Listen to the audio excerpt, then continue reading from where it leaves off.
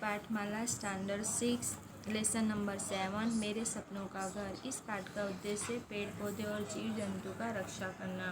अगर इसी रफ्तार से जंगल कटते गए तो हमारे लिए जीवन एक समस्या बन जाएगी।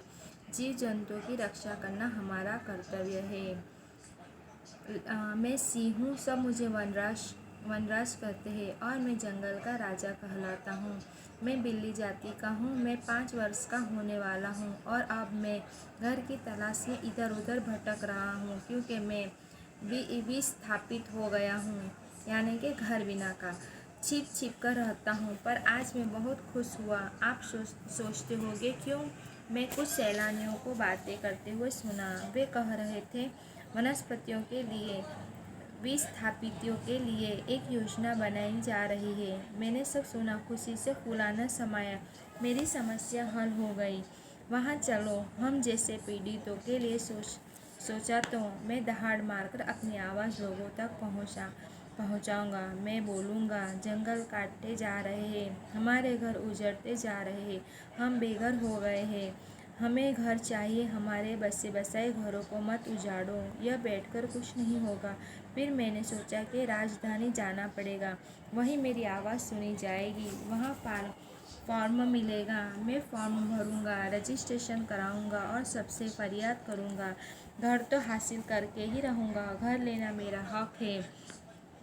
मैंने देश की राजधानी की ओर कूच कर दिया। सड़क का रास्ता जानता नहीं था। मैंने यमुना नदी का मार्ग पकड़ा, उसके किनारे किनारे चला और झुरमुटों में लुकता छिपता राजधानी दिल्ली के सीमा क्षेत्र में पहुंच गया। मुझे लगा कि मेरी मंजिल करीब है, तभी मुझे भनक लगी कोई मेरा पीछा कर रहा है। छोटी सी बात थी, मुझे भूख लगी थी और मैंने एक बकरी को आहार बना लिया था। मेरी भूख अभी मिटी नहीं थी। मैं छिप छिप कर चुपचाप बिन आवाज़ किए, बिना किसी को नुकसान पहुंचाए आगे बढ़ रहा था। फिर भी लोग शोर मचाने लगे, शेर शेर। मुझे एहसास हुआ कि पुलिस और वन कर्मी भी मेरे पीछे लग गए थे। मैंने उनकी बकरी जो मारी थी, मेरे परिवार वाले न रोए होंगे न ही मुझे ढूंढा होगा। उन्होंने पुलिस में एक IR भी लिखवाई होगी। फिर पुलिस मुझे ढूंढने और पकड़ने क्यों निकल पड़े? मुझे क्यों पकड़ेंगे जिससे कोई अपराध किया ही नहीं? मैं तो घर की तलाश में निकला था, मुझे तो अपने घर में रहने का शौक था।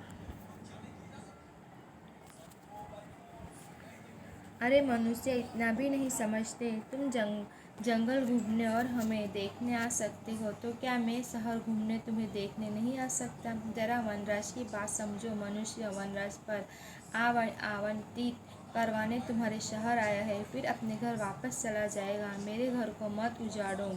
मैंने सभी लोगों को चकमा दिया और गोमती नदी के किनारे झूठ में लुकते छुपते लखनऊ की सीमा पर पहुंच गया। लखनऊ नवाबों की नगरी है। मुझे मेरी दादी माँ से सुनी कहानी याद आई।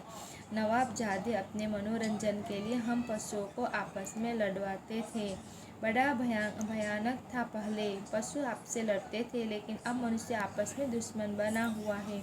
अब आदमी स्वयं आपस में लड़ते हैं। मैं बहुत खुश हूँ। मनुष्य ने भी पशुओं की प्रवृत्तियों के अपना लिया है, वे भी पशु समान बन गए हैं। पुलिस तथा वन कर्मी के साथ हमारी सुरक्षा व्यवस्था के लिए तैनात किए गए जीवन संसाधनों के साथ समर भी मेरे पीछे पड़ गए। कैसे मिलेगा मुझे घर? लाखों मनुष्य में से कोई तो मेरी आवाज़ सुनो। वह हथियारों पर बैठकर मुझे पकड़ने निकले पड़े और मैं उनकी पहुंच से बाहर रहना चाहता हूं, क्योंकि अब मुझे मनुष्य पर विश्वास नहीं। झुरमुट और दलदल पार करता मैं जंगल में छिपता फिर लगा। चलते चलते मैं बहुत थक गया था और मुझे बहुत जोर की भूख लगी थी।